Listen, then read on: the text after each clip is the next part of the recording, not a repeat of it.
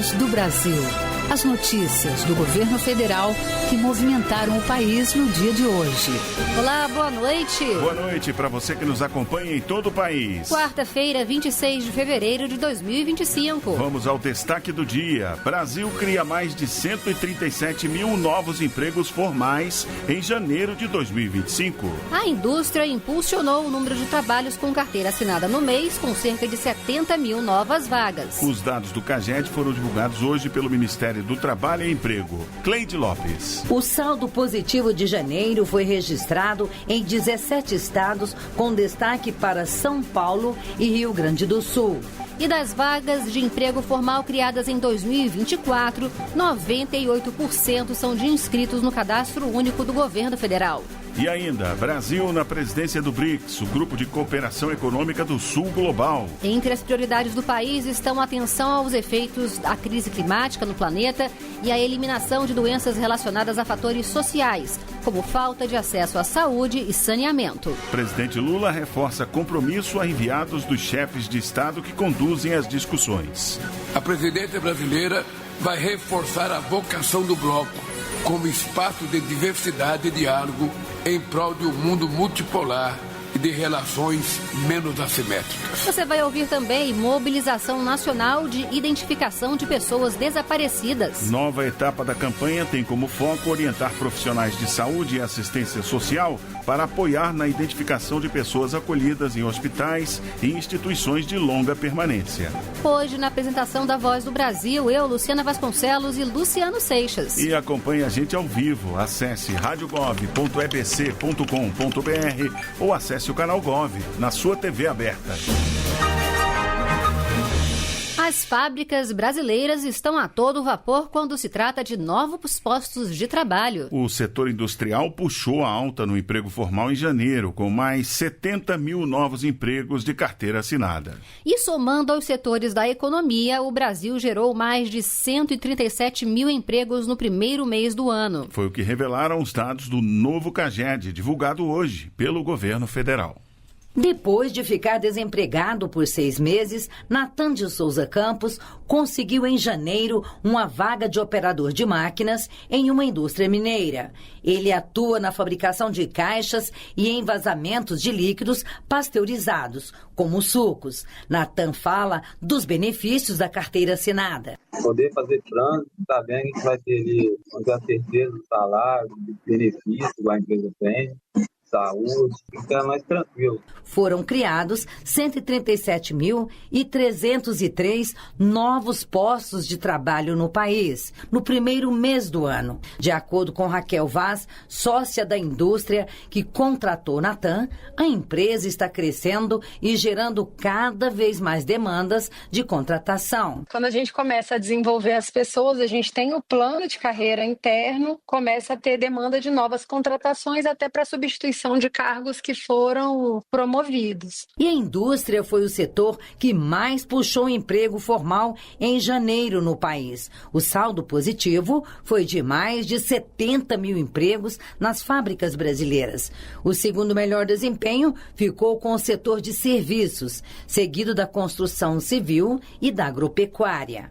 Apenas o comércio teve saldo negativo no emprego formal, com a perda de 52 mil vagas. O ministro do Trabalho e Emprego, Luiz Marinho, destacou o avanço na indústria e falou que o governo federal tem focado em incentivar a produção brasileira. O que tem é o esforço do governo de discutir a indústria brasileira, a retomada da reindustrialização do país e os vários anúncios de investimento, de crédito aos vários setores da economia brasileira, desde a pequena, do microempreendedor, da grande indústria, da indústria química, da automotiva, enfim, isso tudo que tem estimulado o investimento industrial. E o consumo. Se você tem consumo, o investidor acredita nesse processo e vai investir. O saldo positivo de janeiro foi registrado em 17 estados, com destaque para São Paulo e Rio Grande do Sul.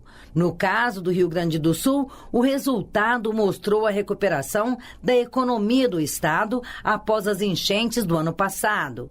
Os dados do CAGED também mostraram que o salário médio de admissão em janeiro foi de R$ R$ 251,33, um aumento de R$ 89,00 em relação a dezembro. Reportagem Cleide Lopes. E mais de 98% dos empregos gerados no CAGED foram ocupados pelo público do Cadastro Único em 2024. De janeiro a dezembro foram criados mais de 1.600.000 empregos, cerca de 16% a mais que no ano anterior.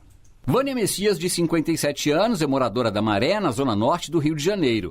E para realizar o sonho de trabalhar com assistência social, fez vários cursos profissionalizantes. Para isso, contou com o benefício do Bolsa Família. Esse dinheiro me ajudou a pagar passagem para ir para os meus cursos, a comprar material nos meus cursos.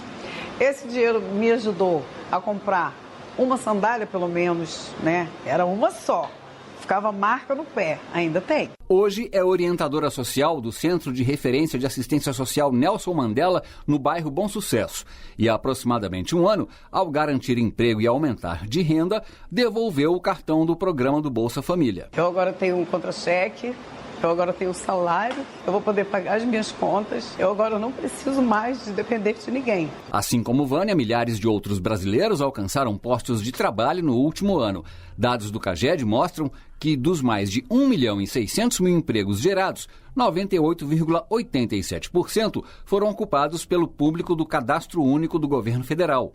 O ministro do Desenvolvimento e Assistência Social, Família e Combate à Fome, Wellington Dias, disse que o aumento da participação dessas famílias no mercado de trabalho formal é um reflexo de políticas de qualificação profissional e da articulação entre programas de transferência de renda e as ações de inclusão no mercado de trabalho. Isso significa que é o povo do Bolsa Família, do Cadastro Único, ajudando as empresas a crescer, ajudando o Brasil a crescer no governo do presidente Lula. Os beneficiários do Bolsa Família representam 75,5% do total dos empregos gerados em 2024, o que representa mais de 1.200.000 postos de trabalho. Reportagem Nazi Brum. Vamos falar agora com quem trabalhou por pelo menos 30 dias em 2023. Se você teve um rendimento médio de até 2 salários mínimos, tem direito a um dinheirinho extra. É o abono salarial que estará disponível ao longo do ano de 2025, conforme a data de nascimento do trabalhador. Os aniversariantes de janeiro já estão com dinheiro na conta. Amanda Verícia já recebeu o abono. A vendedora, que trabalha há 5 anos com carteira assinada, estava no primeiro lote. Eu achei esse valor que eu recebi incrível e muito importante. Vai me ajudar aí a pagar algumas continhas, a me organizar e a também curtir muito bem esse carnaval, né? Ao longo do ano serão pagos 30 bilhões e 700 milhões de reais a 24 milhões e 400 mil beneficiários, sempre de acordo com a data de nascimento. O valor do benefício varia entre R$ 127 e R$ 1.518, de acordo com o número de meses trabalhados em 2023. O cálculo corresponde ao valor atual do salário mínimo dividido por 12 e multiplicado pela quantidade de meses trabalhados no ano base. Assim, somente quem trabalhou os 12 meses do ano base recebe o valor total de um salário mínimo. Os valores ficam disponíveis aos trabalhadores até o fim do calendário em dezembro de 2025. O diretor do Departamento de Gestão e Benefícios do Ministério do Trabalho e Emprego, João Paulo Machado, explica que os trabalhadores podem obter todas as informações no aplicativo Carteira Digital de Trabalho. Para receber o abono salarial, o trabalhador tem que ter um cadastro há pelo menos 5 anos como empregado de um empregador que contribui para o PIS ou do PASEP, ter recebido até 2 salários mínimos de média salarial no exercício de 2023 e trabalhado pelo menos 30 dias no exercício. Na carteira de trabalho digital estão disponíveis todas as informações relacionadas ao abono salarial. Quando você entra no aplicativo, já tem um banner onde está a opção de consultar logo acima e também na parte de baixo na opção de benefícios. E lá estará a informação de qual foi a média salarial, qual o tempo de cadastro e, inclusive, a data prevista para pagamento. O pagamento do abono salarial é feito pelo Banco do Brasil a servidores e empregados públicos e pela Caixa Econômica recebem os funcionários de empresas privadas. Reportagem Luciana Colares de Holanda.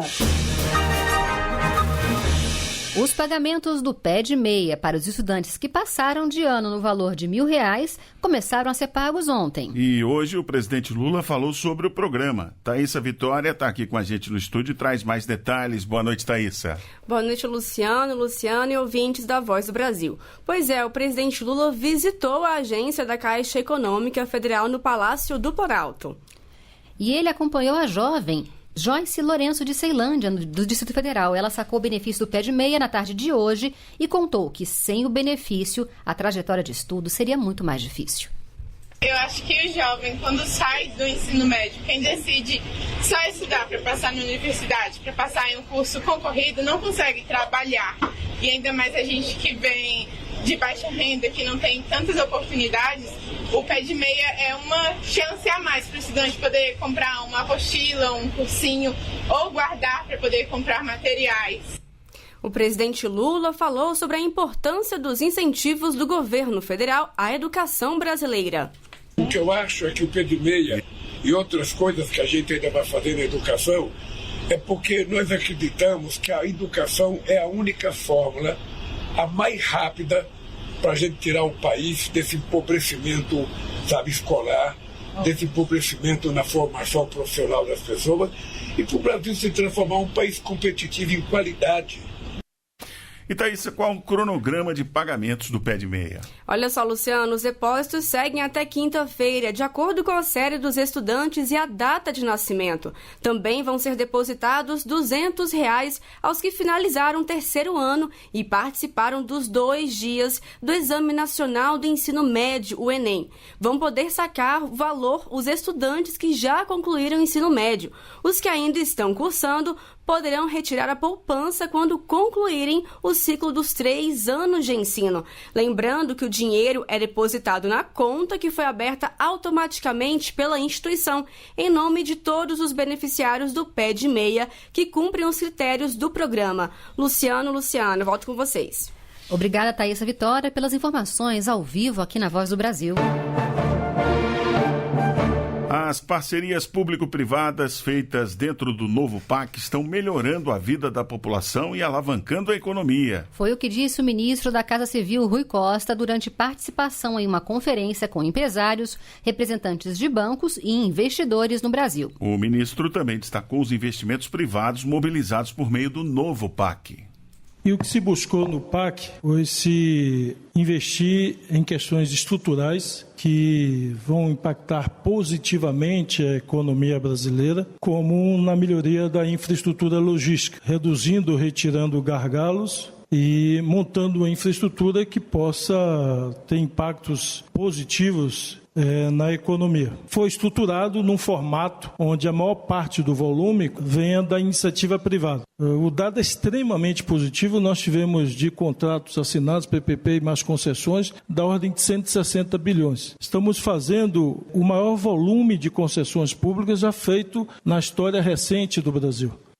Mais de 8 bilhões de reais para a compra de ônibus e obras de mobilidade urbana. O Programa de Aceleração do Crescimento Mobilidade vai financiar os projetos de estados, municípios, consórcios e operadores privados. O secretário nacional de Mobilidade Urbana, Denis Andia, detalhou a proposta do novo PAC. São mais 4,4 bilhões de reais para a renovação de frotas e outros 4 bilhões para obras de infraestrutura no transporte público coletivo e na mobilidade ativa em grandes e médias cidades. Importante também ressaltar que ampliamos a faixa de municípios elegíveis, permitindo que as cidades acima de 150 mil habitantes também possam acessar os recursos do PAC Mobilidade. No caso do setor público, os interessados deverão submeter suas propostas por meio da plataforma Transfere.gov. No setor privado, a proposta deve ser feita via cartão consulta ao Ministério das Cidades.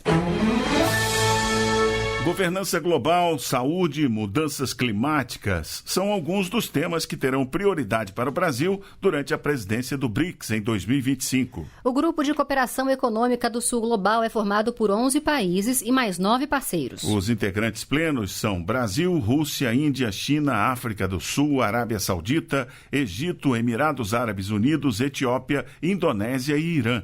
E hoje o presidente Lula recebeu os Sherpas dos BRICS, que são os representantes das nações que participam do grupo, numa reunião preparatória para a cúpula que vai acontecer em julho no Rio de Janeiro. Reunidos em Brasília, os enviados especiais dos países que compõem o BRICS deram início às atividades do ano, que serão realizadas sob a presidência brasileira. Coube ao presidente Lula apresentar aos líderes os 6 eixos principais desta gestão à frente do bloco. A primeira é uma demanda já histórica do Brasil, a reforma dos mecanismos de governança global. As últimas cúpulas dos BRICS foram unânimes em reconhecer a urgência da reforma das Nações Unidas, inclusive do Conselho de Segurança. A adequada representação dos países emergentes é essencial para uma governança mais eficaz e legítima. Outro eixo de destaque da presidência brasileira será a cooperação em saúde. Lula defendeu o fortalecimento da Organização Mundial da Saúde e afirmou que pretende concentrar esforços na eliminação de doenças tropicais negligenciadas, que afetam de forma mais severa os países do Sul Global. O terceiro eixo trata do aprimoramento do sistema financeiro e bancário internacional. Além do comando do BRICS, o Brasil também preside neste ano a Cúpula do Clima da ONU, a COP30. Por isso, a agenda ambiental foi incluída entre as prioridades do grupo. Lula lembrou que 2024 foi o ano mais quente já registrado e alertou que acordos internacionais para conter o aquecimento global estão sob ameaça. O Acordo de Paris e todo o regime do clima estão sob ameaça.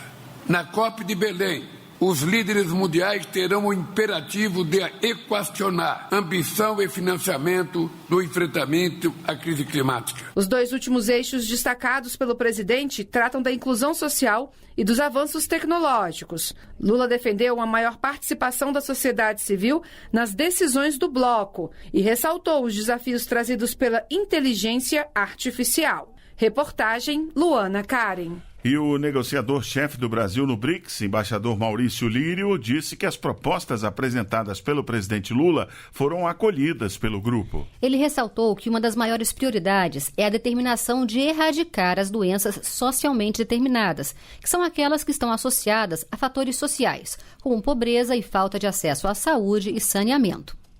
Houve amplo apoio às prioridades que o Brasil estabeleceu. No caso de saúde, o Brasil faria a proposta de criação de uma parceria para erradicação de doenças socialmente determinadas e doenças tropicais negligenciadas, e eu enfatizo, é uma das mais altas prioridades do grupo.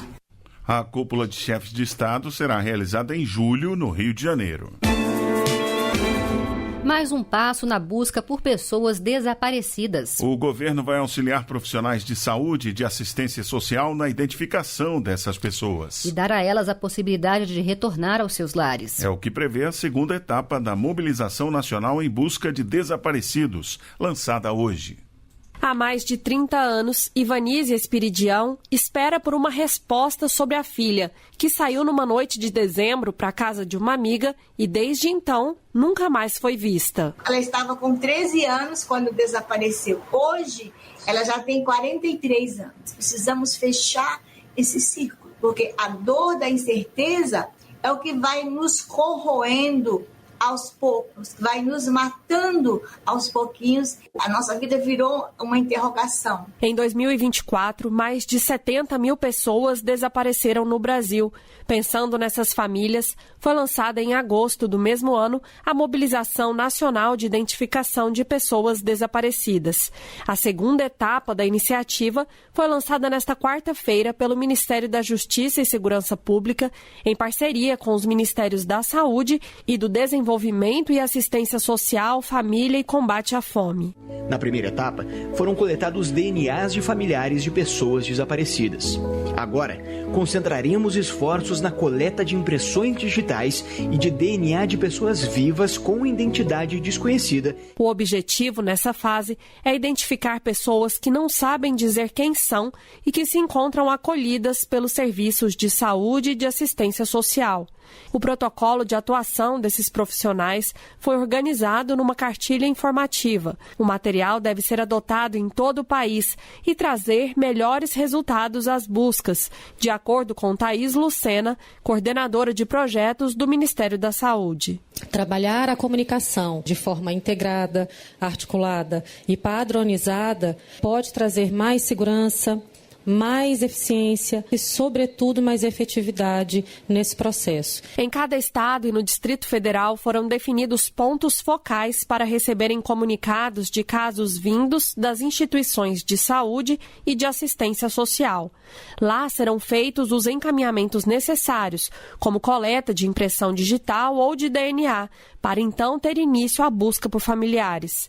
A terceira e última etapa da mobilização está prevista ainda para 2025 e terá como foco a pesquisa de impressões digitais de pessoas falecidas não identificadas. Ao fim da mobilização, a expectativa é restaurar a paz e a dignidade nos lares dos desaparecidos. Foi o que destacou Mário Luiz Sarrubo, secretário nacional de Segurança Pública. Ao final dessas 3 etapas, nós temos certeza, nós vamos diminuir de modo muito significativo o número de pessoas desaparecidas. Nós vamos reconstruir vínculos, insisto, familiares, vínculos sociais. Nós vamos retomar a cidadania, nós vamos retomar a dignidade dessas pessoas hoje desaparecidas. De acordo com o secretário Mário Luiz Sarrubo, 35 pessoas já foram encontradas desde o início da mobilização. Reportagem Natália Kozlik.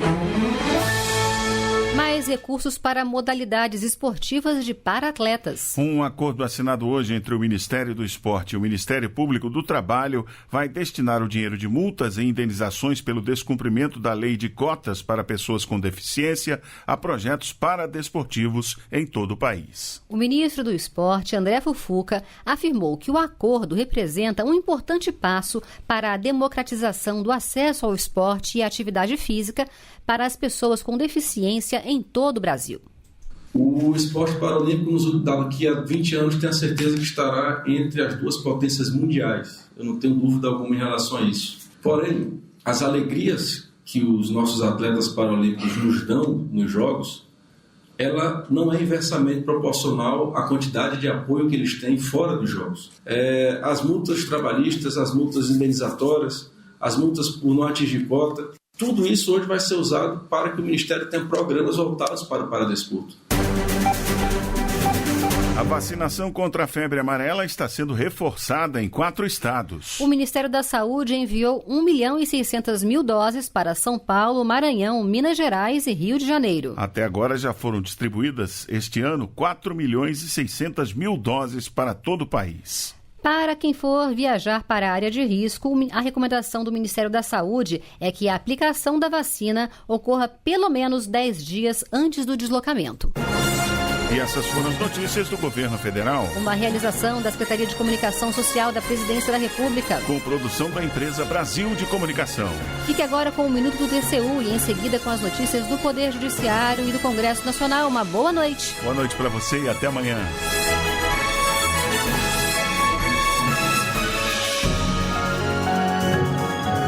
A Voz do Brasil. Governo Federal. Minuto do TCU. O Tribunal de Contas da União lançou o painel Clima Brasil para que os tribunais de contas de todo o país ajudem a melhorar as políticas públicas ambientais. O projeto é uma adaptação da ferramenta Climate Scanner, iniciativa coordenada pelo TCU à frente da Organização Internacional das Instituições Superiores de Controle. O painel vai permitir que os tribunais façam um diagnóstico e avaliem as ações dos governos locais. As informações também vão apoiar o Poder Executivo no direcionamento de políticas públicas e auxiliar o Legislativo a formular marcos regulatórios. Os dados serão consolidados em um panorama nacional e os resultados apresentados na COP30, a Conferência das Nações Unidas sobre as Mudanças Climáticas de 2025. A reunião acontece em novembro na cidade de Belém, no Pará. Saiba mais em tcu.gov.br. TCU, fiscalização a serviço da sociedade.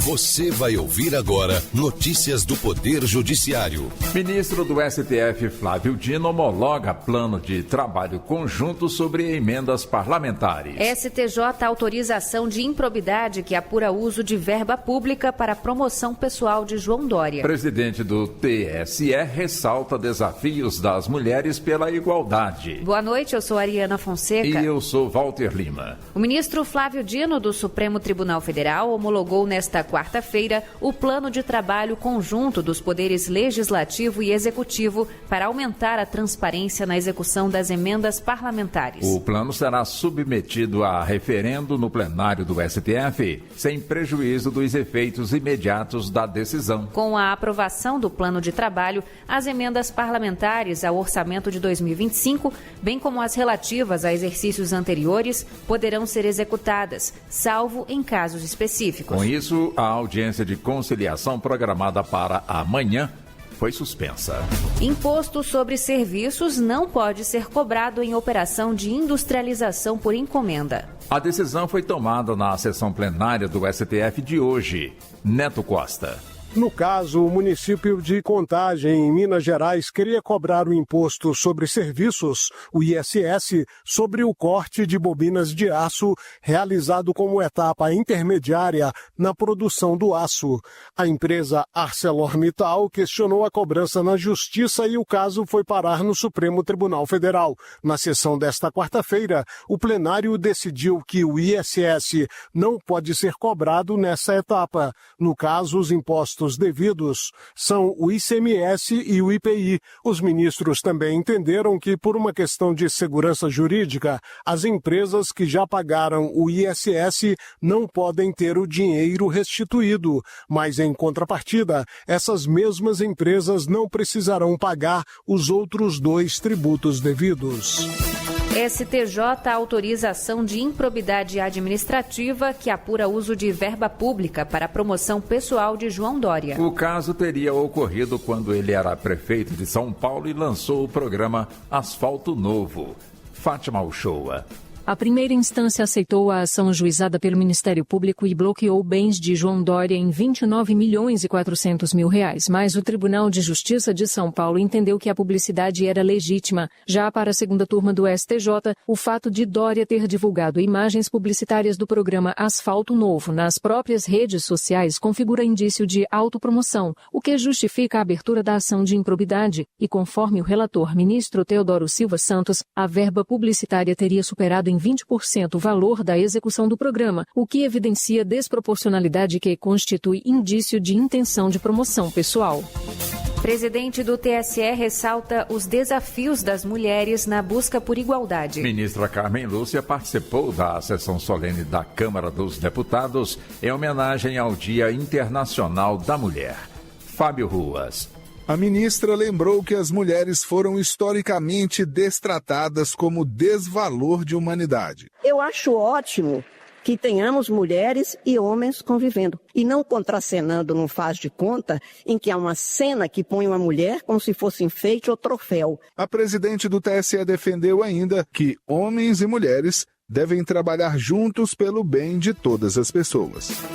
2 empresas de tecnologia terão que pagar R$300 mil de indenização à família de empregado que faleceu em acidente de carro. Para a segunda turma do TST, a necessidade de viagens constantes expunha o trabalhador a risco.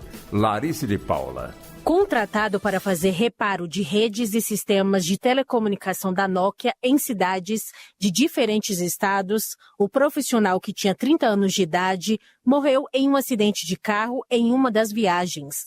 A viúva pediu indenização por danos morais para ela e para o filho, na época com 6 anos. A segunda turma do Tribunal Superior do Trabalho condenou as empresas ao pagamento de indenização. além de uma pensão mensal devida ao filho, até que ele complete 25 anos de idade. Você acompanha outras notícias do Poder Judiciário em 104,7 FM para o Distrito Federal e em torno. Ou pelo canal 1.3 da TV aberta em Brasília. Ouça também pelo TuneIn de qualquer lugar do mundo. E baixe agora o TV Justiça Mais, disponível na loja de aplicativos do seu celular. Uma boa noite. E até amanhã. Notícias do Poder Judiciário, uma produção da Rádio Justiça, Supremo Tribunal Federal.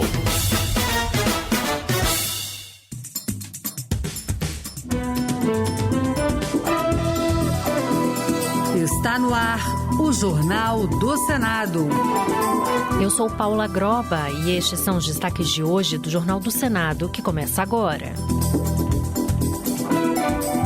Servidoras públicas federais ganham direito de mudar o local de trabalho em caso de violência doméstica. Comissão de Segurança Pública deve tipificar crime de domínio de cidades. Senadores defendem ampliação da vacina contra a dengue e campanha de esclarecimento.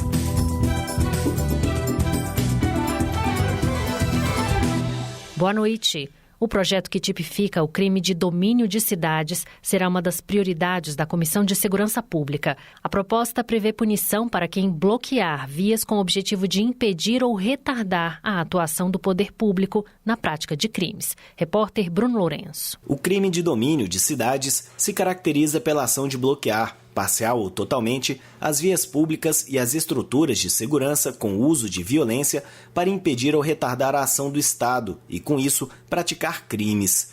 Pelo texto aprovado na Câmara dos Deputados e na Comissão de Defesa da Democracia do Senado, os responsáveis poderão ser condenados com penas de 15 a 30 anos de detenção. E esse tempo poderá aumentar se houver a captura de refém ou o uso de explosivos para dificultar o trabalho das polícias, ou se a conduta danificar estruturas de telefonia e de energia.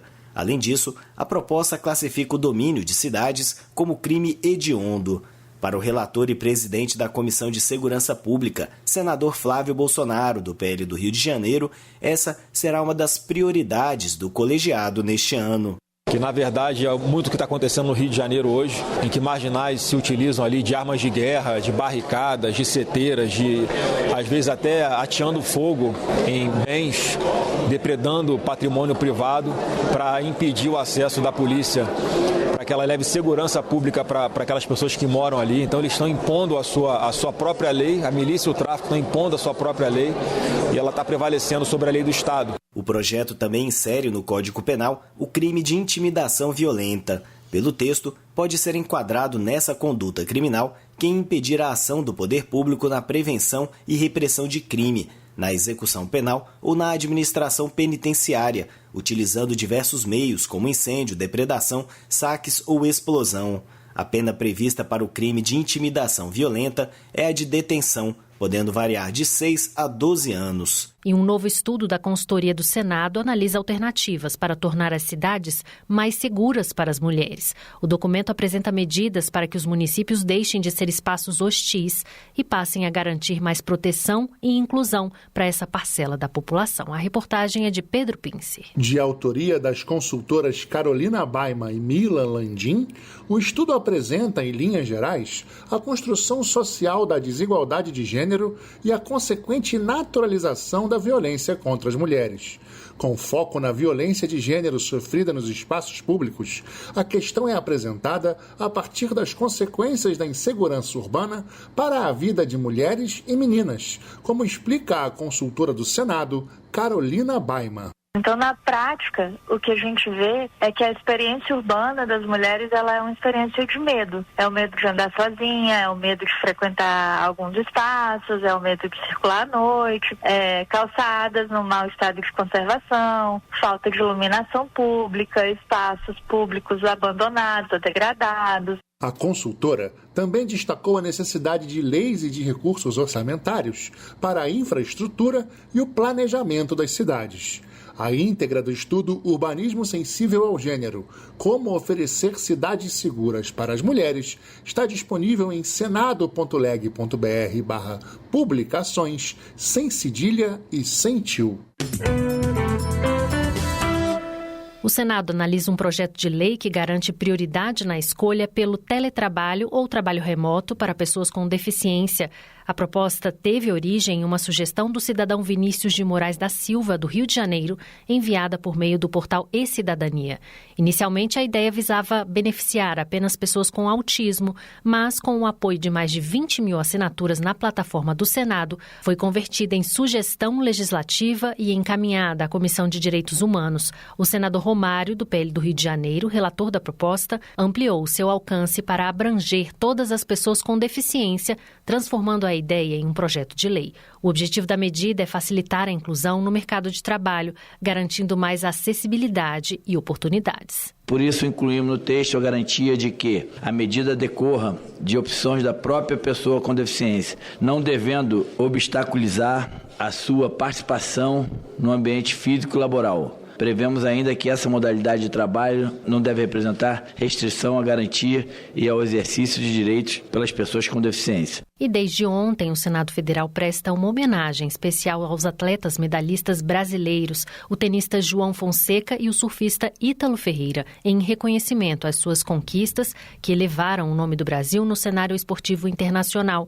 Para celebrar a ocasião, o Congresso Nacional está iluminado com as cores da bandeira brasileira, simbolizando o orgulho e a admiração do país pelos dois campeões. A iniciativa partiu do senador Carlos Portinho, do PL do Rio de Janeiro, que em discurso no plenário agradeceu ao presidente do Senado, Davi Alcolumbre, pelo apoio à realização da homenagem. Agora, todas as servidoras públicas federais têm o direito de solicitar a mudança de local de trabalho em casos de violência doméstica. Com o apoio da Rede Equidade do Senado, a medida foi aprovada pelo presidente Lula na semana passada e passa a valer para todas as instâncias da administração pública no país. A repórter Marina Dantas traz mais detalhes. Servidoras públicas da administração federal vítimas de violência doméstica passam a ter direito de mudar sua localidade de trabalho com prioridade para garantir segurança e menos vulnerabilidade. A regra está no parecer da Advocacia Geral da União, já aprovado pelo presidente da República. O parecer contou com o esforço do Ministério das Mulheres, de Coletivo de Mulheres e da Rede Equidade do Senado. A coordenadora da rede e servidora da Secretaria de Gestão de Pessoas do Senado, Maria Terezinha Nunes, explica que a aplicação da norma para todas teve origem no que aconteceu com a servidora Marielle Dornelles. Vítima de violência doméstica por 6 anos, ela não pôde se afastar do agressor porque ainda não havia previsão legal de remoção nesses casos. A celeridade é crucial quando se fala em risco de vida, quando se fala em segurança para as mulheres nessa situação. Se antes não havia nada que orientasse, que podia até direcionar para o indeferimento, agora com esse parecer vinculante que traz essa interpretação mais abrangente, a gestão vai estar mais seguros de orientar para esse caminho que resguarda a vida das servidoras. Com o novo parecer, o pedido de mudança de localidade de trabalho poderá ser feito quando houver lesão à integridade física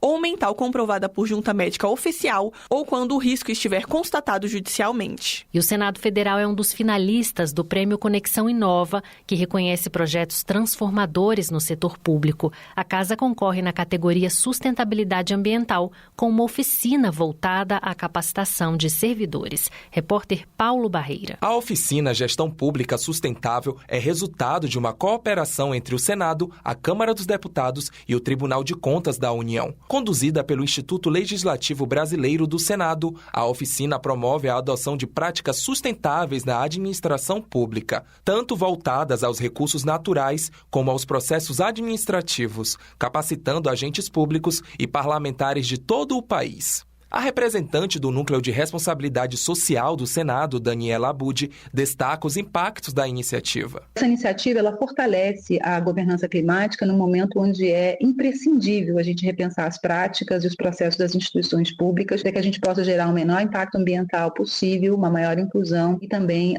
promover a equidade de gênero e raça. A oficina tem contribuído para uma mudança cultural, sim. Mudar o mindset dos gestores é difícil, mas eu acho que ela é um elemento estratégico na administração pública. Mais informações sobre a oficina no site senado.leg.br/interleges.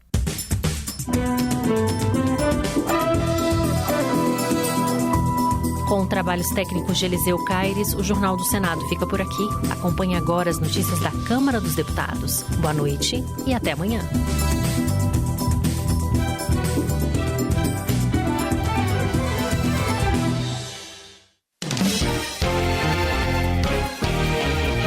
Jornal Câmara dos Deputados.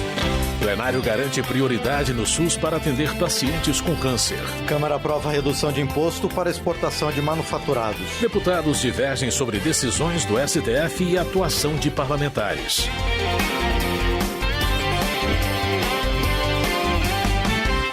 Boa noite. Segundo o Rogério Corrêa, do PT de Minas Gerais, o áudio que revela que o então presidente do Tribunal Superior Eleitoral, ministro Alexandre de Moraes, estaria na mira de uma arma de fogo, demonstra que o plano de golpe de Estado é mais violento do que se imaginava. Rogério Corrêa também acusa colegas de conspirarem contra o Brasil ao tentarem influenciar a justiça norte-americana sobre o julgamento de Jair Bolsonaro.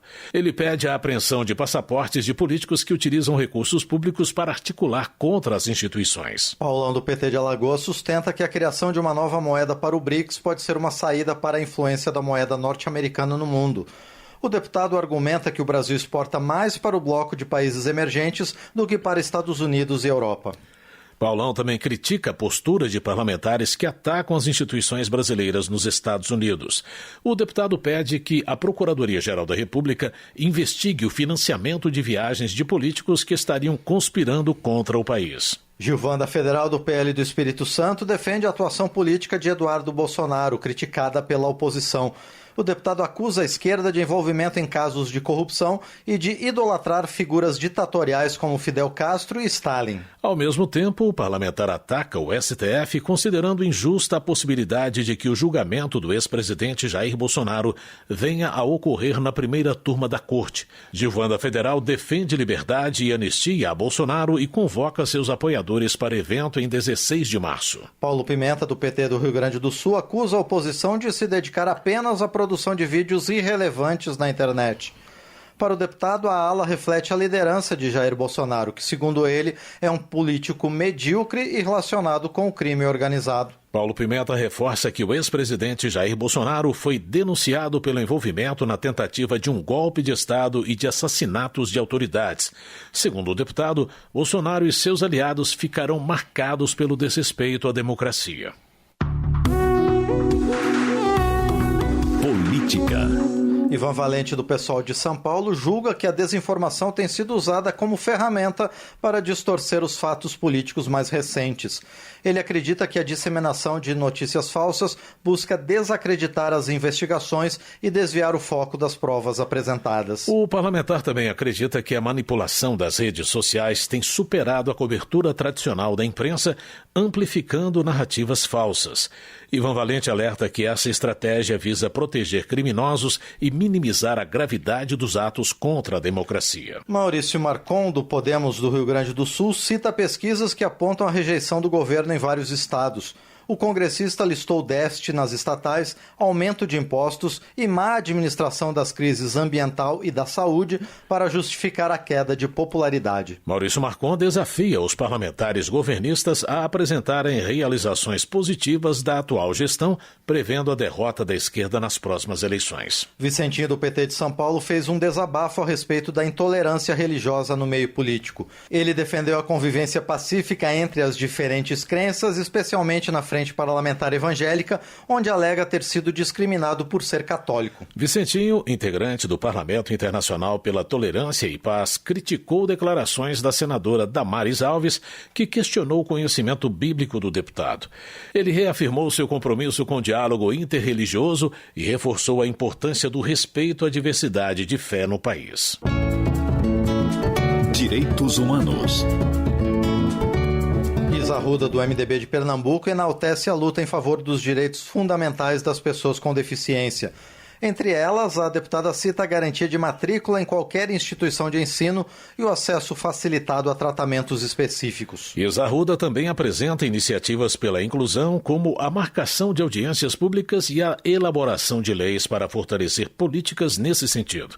A deputada reafirma seu compromisso de trabalhar para transformar a realidade das pessoas com deficiência. Como parlamentar, meu desejo é justamente este, que esses brasileiros eles não sejam vistos como exceção, que todos eles são cidadãos iguais em dignidade a todos os demais, e é assim que precisam ser tratados. O Estado precisa zelar para que, tanto quanto os demais brasileiros, eles tenham todos os seus direitos fundamentais respeitados. Duarte Júnior, do PSB do Maranhão, defende projeto que assegura a presença em sala de aula de profissionais especializados para auxiliar no aprendizado de crianças com deficiência.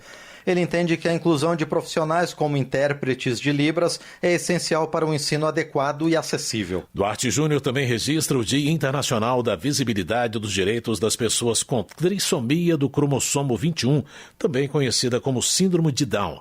O deputado pede apoio dos colegas para avançar em pautas que ampliem os direitos dessa população. Previdência. O projeto de Hercílio Coelho Diniz, do MDB de Minas Gerais, permite que trabalhadores se aposentem mesmo sem conseguir atingir o tempo de contribuição exigido. Segundo a proposta, mulheres de 62 anos e homens de 65 anos que contribuíram por um tempo mínimo de 2/3 do cálculo normal poderão se aposentar com um salário mínimo. O objetivo do projeto, segundo o deputado, é ajudar os trabalhadores mais vulneráveis, especialmente aqueles informais que não conseguem contribuir de forma contínua ao INSS.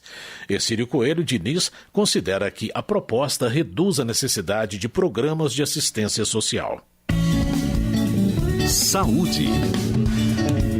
Luiz Couto, do PT da Paraíba, defende que a troca de comando no Ministério da Saúde não se deve à insatisfação do governo com a atuação de Nízia Trindade à frente da pasta, mas a uma decisão estratégica por parte do Palácio do Planalto. O deputado reconhece o legado deixado pela ex-ministra que, segundo ele, trabalhou na reconstrução de políticas públicas e no fortalecimento do SUS. Luiz Couto menciona a ampliação da vacinação infantil e a modernização do SAMU como marcos de sua gestão. Agostinho Ribeiro, do Republicanos de Sergipe, defende a criação da Frente Parlamentar em Defesa da Enfermagem.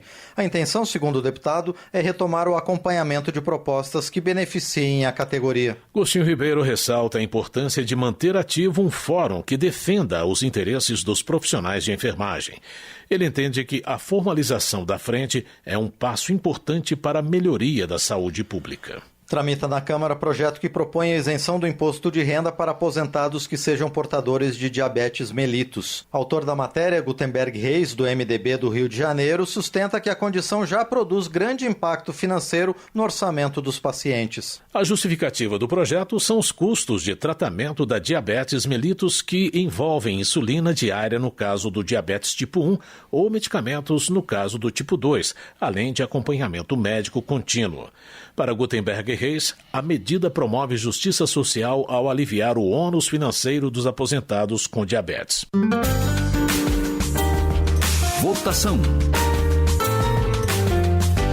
Os deputados votaram na tarde de hoje a proposta que permite a inclusão do registro de surdez na carteira de identidade a pedido do titular do documento. A deficiência física deve ser comprovada. Outros temas votados pelos parlamentares ao longo da semana serão detalhados nesta e nas próximas edições do jornal Câmara dos Deputados. A Câmara aprova projeto que dá prioridade no SUS para o atendimento a pacientes com câncer. O repórter Marcelo Larcher tem os detalhes da proposta. O plenário da Câmara aprovou o projeto que garante prioridade de atendimento no Sistema Único de Saúde, o SUS, para pessoas com suspeita ou diagnóstico de câncer. A proposta, apresentada pelo deputado Gilvan Máximo, do Republicanos do Distrito Federal, acrescenta prioridade para pacientes com câncer na lei aprovada em 2023, que criou a Política Nacional de Prevenção e Controle do Câncer. De acordo com o texto aprovado, a prioridade vai valer para a marcação de consultas, exames e tratamentos em toda a rede pública. A Política Nacional de Prevenção e Controle do Câncer já prevê o acesso a tratamento e cuidado integral às pessoas com a doença, Fazem parte deste cuidado a prevenção, o rastreamento, a detecção precoce e o diagnóstico do câncer, bem como o tratamento, a reabilitação e até mesmo os cuidados paliativos do paciente e apoio psicológico ao doente e sua família. Para o relator do projeto, o deputado Fausto Pinato, deixar claro que essas pessoas terão prioridade no atendimento pode reverter a tendência do câncer de ultrapassar as doenças cardiovasculares como principal causa de morte no país. Segundo o Instituto Nacional de Câncer, o INCA, são esperados 704 mil casos novos de câncer no Brasil para cada ano, triênio 2023-2025. Além disso, o câncer já se tornou a principal causa de morte em várias cidades no país, ultrapassando as doenças cardiovasculares. O projeto foi aprovado de maneira simbólica pelo plenário. De acordo com o deputado Pompeu de Matos, do PDT Gaúcho, o projeto agiliza o diagnóstico e tratamento dos pacientes. É uma doença que tem tratamento, desde que se tome as providências adequadas. Não só a providência no sentido do diagnóstico, mas também no prognóstico, do tratamento, com a rapidez, com a urgência que se requer. E o que está se pretendendo aqui com esse projeto é, uma vez diagnosticado o câncer, a pessoa tem o tratamento adequado, a radioterapia, a quimioterapia. O projeto que garante prioridade de atendimento no SUS para pessoas com suspeita ou diagnóstico de câncer seguiu para análise do Senado. Da Rádio Câmara de Brasília, com informações de Antônio Vital, Marcelo Larcher. Desenvolvimento Regional. Capitão Alden, do PL, aposta que a desaprovação ao governo federal na Bahia reflete a insatisfação do povo com os atuais índices de desemprego e violência. Segundo o deputado, a população baiana também tem se queixado dos baixos indicadores educacionais do Estado. Capitão Alden afirma que a Bahia enfrenta dificuldades persistentes que não foram solucionadas pelo atual governo. Ele sugere que a oposição tem conseguido ampliar o debate sobre essas questões, mobilizando os baianos contra a atual administração. Pompeu de Matos, do PDT, defende o projeto sobre securitização das dívidas de produtores rurais impactados pelo clima a partir de 2021. Segundo ele, a medida já ajudou o setor no passado e agora é necessária para aliviar as dívidas dos agricultores afetados por secas e enchentes. Pompeu de Matos também critica a falta de incentivos para a região sul, inclusive para o Rio Grande do Sul, em comparação com outras partes do país. O deputado considera que a região deve ter o mesmo tratamento que outras partes do país e cita como exemplos a Zona Franca de Manaus e os subsídios para o Nordeste. Transportes. Coronel Crisóstomo, do PL de Rondônia, acredita que a concessão da BR-364 foi conduzida sem ampla consulta popular. Por isso, ele pede que o leilão seja suspenso para que os cidadãos sejam ouvidos e para que o projeto contemple melhor as demandas locais. Além disso, o deputado critica o valor do pedágio na BR-364, que, segundo ele, vai impactar quem precisa se deslocar entre cidades. Coronel Crisóstomo reforça a ideia de revisão do projeto para equilibrar investimentos e trazer mais benefícios à população. Trabalho. Começa a ser discutida na casa a proposta que reduz a jornada de trabalho para 36 horas semanais. Melong Solano, do PT do Piauí, considera que a medida reduz o estresse e doenças ocupacionais, melhora a qualidade de vida, além de gerar mais empregos. Melong Solano salienta que países desenvolvidos como Holanda, Dinamarca, Alemanha e França já adotam jornadas menores. O parlamentar critica modelos exaustivos como os da Índia, China e México e defende uma jornada mais humanizada e sem prejuízo à produtividade. Economia. Lídice da Mata, do PSB da Bahia, defende uma lei geral para a economia criativa no Brasil. Autora da proposta, a deputada destaca o potencial do setor para impulsionar o crescimento econômico, gerar empregos e garantir um modelo mais sustentável e inclusivo. Para a Lídice da Mata, é essencial combater as desigualdades e fortalecer a soberania nacional por meio de um planejamento estratégico.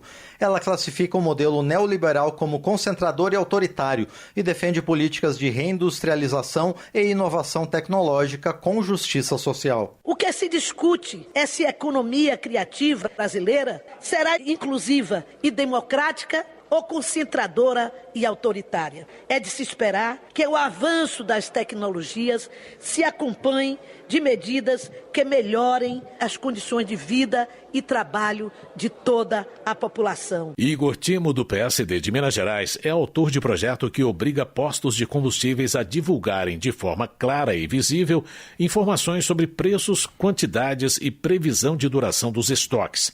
A intenção, segundo o deputado, é assegurar maior transparência na elaboração de preço e evitar práticas abusivas. Segundo Igor Timo, é comum que revendedores aumentem os preços imediatamente após anúncios de reajustes das refinarias, mesmo que seus estoques tenham sido adquiridos a preços menores. Para ele, a medida protege a economia popular, já que o repasse irreal de custos é considerado uma prática abusiva e ilegal. Comunidades de moradores, empresas e entidades públicas poderão compartilhar a produção e o consumo de energia limpa.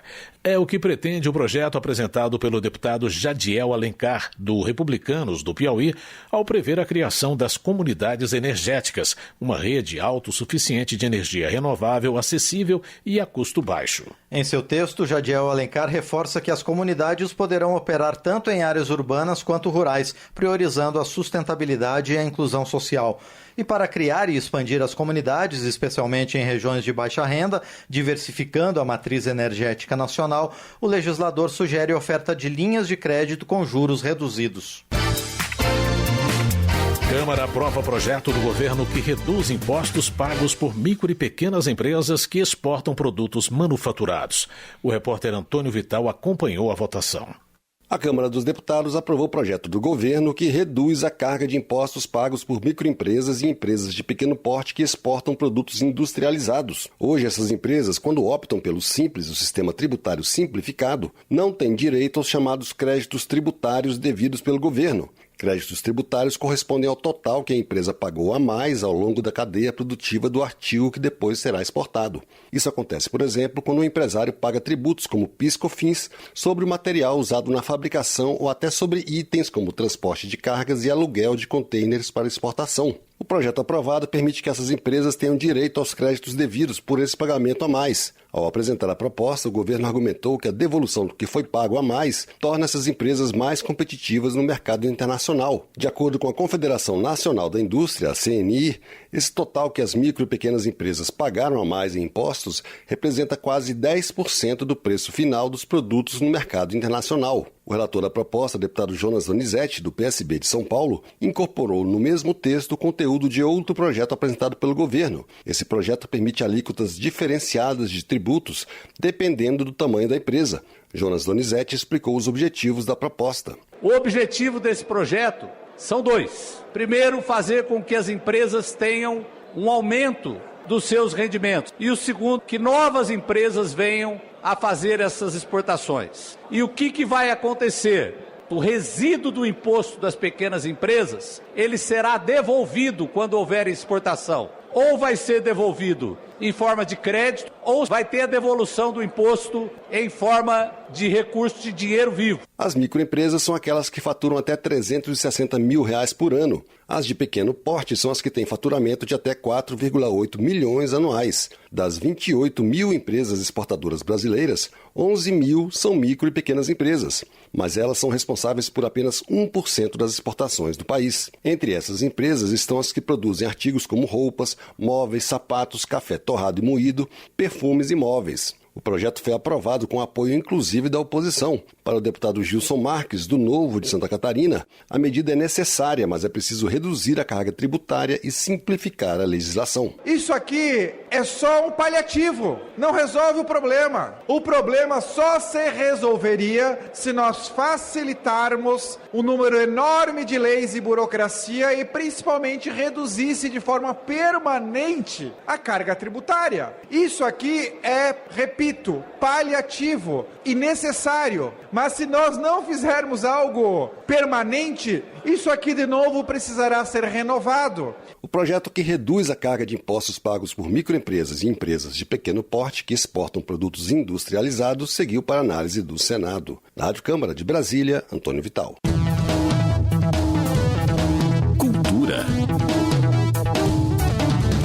Chico Alencar, do pessoal do Rio de Janeiro, exalta o Carnaval como a maior festa popular brasileira, destacando o seu legado de resistência e expressão cultural. Ele enfatiza a importância das marchinhas como instrumento crítico que zomba das autoridades distantes do povo. Chico Alencar refuta a ideia de que debater a cultura é irrelevante em meio à crise e defende que ela é um aspecto essencial da sociedade.